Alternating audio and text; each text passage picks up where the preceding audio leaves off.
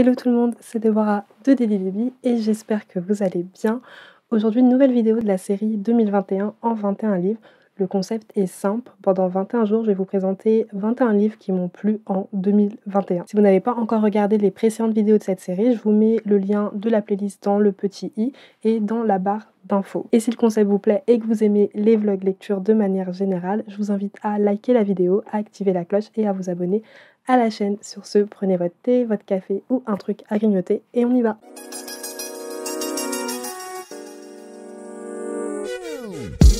Aujourd'hui, je vais vous parler de Petit pays de Gaël Faye. C'est un roman historique qui traite des guerres civiles du Burundi et du Rwanda dans les années 90 et aussi du génocide des Tutsis. Ça me paraît évident, mais je vais tout de même faire un petit trigger warning. C'est un roman qui parle du coup de guerre, comme je disais, de génocide. Donc il y aura des morts et ça va également traiter de deuil. Selon moi, il y a quand même quelques scènes graphiques dans le roman et quelques scènes violentes. Donc voilà, faites attention à vous. Donc dans Petit pays, on va suivre la guerre civile burundaise à travers les yeux d'un petit enfant de 10-11 ans qui s'appelle Gabriel, mais on rentre pas tout de suite dans le vif du sujet. D'abord, il va nous présenter son pays, sa famille, ses amis, et en fait tout ce qui touche à son quotidien d'enfant. Et puis petit à petit, on va se rendre compte que la stabilité du pays va se dégrade, clairement. Déjà parce que sa mère s'inquiète beaucoup pour sa famille qui est restée au Rwanda, parce qu'il y a des jours aussi où Gabriel ne peut plus aller à l'école, et aussi parce qu'il y a des personnes qui semblaient très proches les unes des autres avant toute cette instabilité qui commence maintenant à s'insulter, à ne plus se parler. Et aussi, j'oublie quelque chose, mais Gabriel en fait se sent plus du tout en sécurité. Et il comprend pas forcément pourquoi il se sent pas en sécurité, mais en tout cas, il sent qu'il y a quelque chose qui tourne par rond. Et j'ai été énormément touchée par cette histoire. Je pense même qu'à un moment, j'ai versé une petite larme, ce qui est super rare quand je lis de livres, même ça m'arrive jamais. Déjà parce que c'est pas juste une fiction, ça parle d'un événement qui est assez tragique, même totalement tragique, parce qu'il y a des personnes qui sont mortes durant cette période, et on n'en parle pas assez, voire même pas du tout en France, alors que bon, la France avait quand même un rôle à jouer dans tout ça. Enfin bref. Et ce qui m'a beaucoup touchée, c'est surtout que le texte est raconté à la première personne et que cette personne, ce soit un petit garçon de 10 ans, ça m'a fait beaucoup de peine de savoir qu'un enfant pouvait vivre autant d'atrocités. Et je sais que moi j'ai beaucoup de mal à lire des récits avec des enfants qui souffrent beaucoup, même généralement j'arrive pas à les terminer.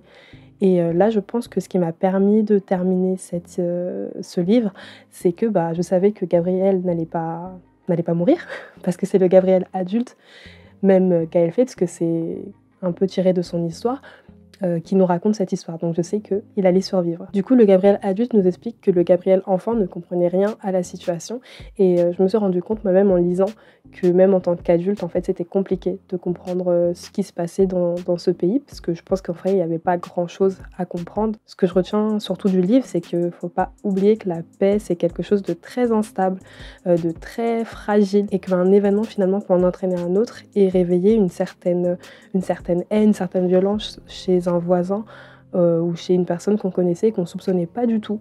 Et après, on peut arriver à un point de non-retour. Et justement, dans le roman, il y a un point de non-retour, que ce soit pour les adultes ou même pour les enfants, mais je vais pas en parler ici parce que bon, le but c'est pas de vous spoiler. Par contre, ce que je peux dire, c'est que j'ai été beaucoup touchée par le fait qu'on ne parle pas uniquement des conséquences physiques de la guerre. En gros, c'est pas parce qu'on n'est pas une victime directe de la guerre qu'elle laisse pas de traces. Et ça, on le voit très bien avec la mère de Gabriel qui s'inquiète énormément pour sa famille qui habite au Rwanda. Et du coup, elle pense que à sa famille, elle n'endort plus la nuit.